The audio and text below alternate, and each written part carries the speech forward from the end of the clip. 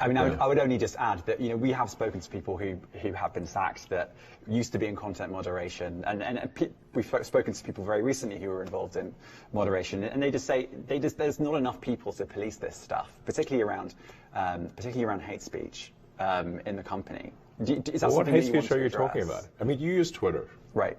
Do you see a rise in hate speech? I mean, but just a personal anecdote, like what do you? I don't.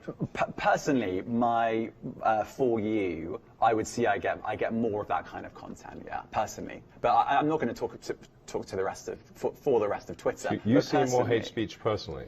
I would say I would see more hateful content in that. Content you don't like or hateful? What do you mean to describe a hateful thing? Yeah, I mean, just content that will solicit a reaction, something that may include something that is slightly racist or slightly sexist, those kinds of things. So you think if something is slightly sexist, it should be banned? No, is that what you're saying? I'm not saying anything. I'm saying. Well, I'm just curious. I'm trying to understand what you mean by hateful content. And I'm asking for specific examples. And you just said that if something is slightly sexist, that's hateful content. Does that mean that it should be banned? Well, you've asked me whether my feed, whether it's got less or more. I'd say it's got slightly more. That's why I'm asking for examples. Can you name one example? I honestly don't.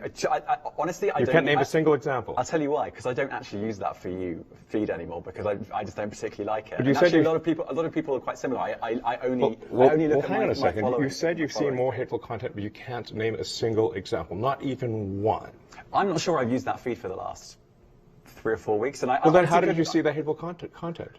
Because I've been using Twitter since you've taken it over for the last 6 months. Okay, so then you must have at some point seen the For You hateful content. I'm asking for one example. Right. And you can't give a single one. And I'm saying then I say, sir, that you don't know what you're talking about. Really?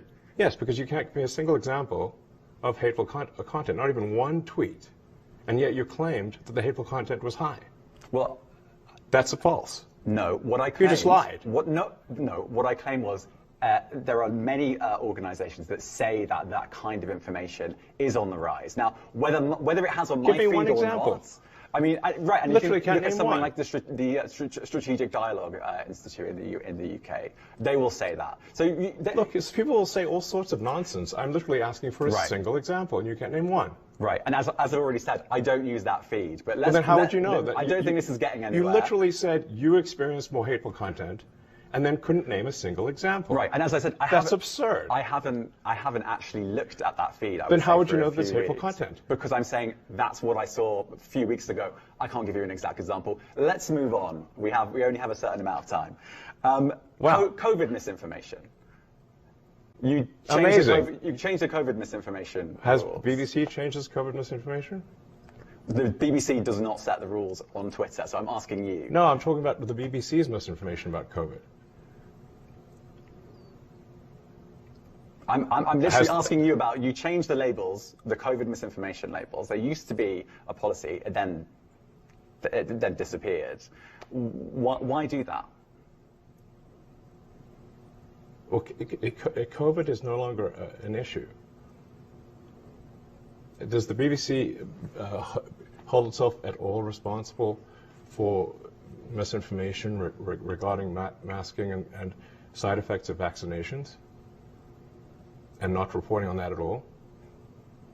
And what about the fact that the BBC was put under pressure by the British government to change its editorial policy? Are you aware of that? This is not an interview about the BBC. Oh, so. You thought it wasn't? And I see now why you've done Twitter Spaces. I am not a representative of the BBC's editorial policy. I want to make that clear.